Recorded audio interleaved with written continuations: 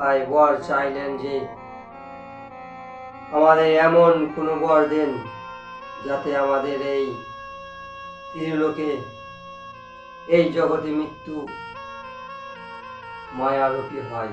তাই ব্রহ্মাকে বললেন তারকাক্স, বিদুমালি, কমলাক্স, বললেন আমাদের 3টি পুরী নির্মাণ করে দেন, মায়ার পুরী, যেখানে আমাদের মৃত্যু আসতে পারে না।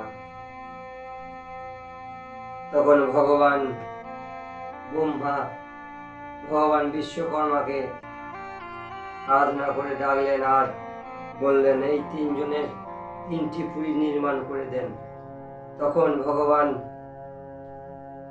বিশ্বকর্মা তারকাক্সকে সোনার মহল তৈরি করে দিলেন।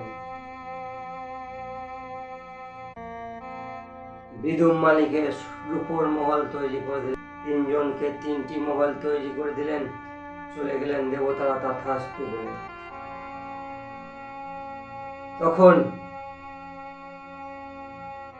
তারকাক্স, বিদুমালি, কমলাক্স বর নিয়ে এই জগৎকে পীড়িত করতে লেগে গেলেন। আর এই জগৎকে পীড়িত করে অত্যন্ত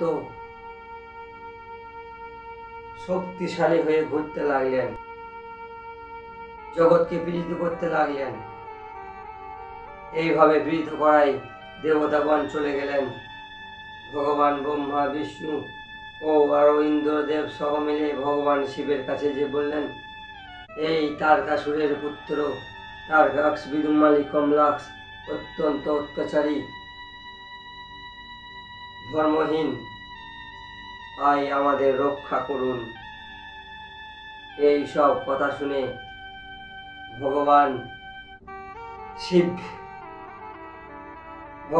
শিব পশুপতি হয়ে এই 3 জনকে বধ করার জন্য গিয়েছিলেন, কারণ পশু ছাড়া তাদের 3 জনকে কেউ বধ করতে পারবে না।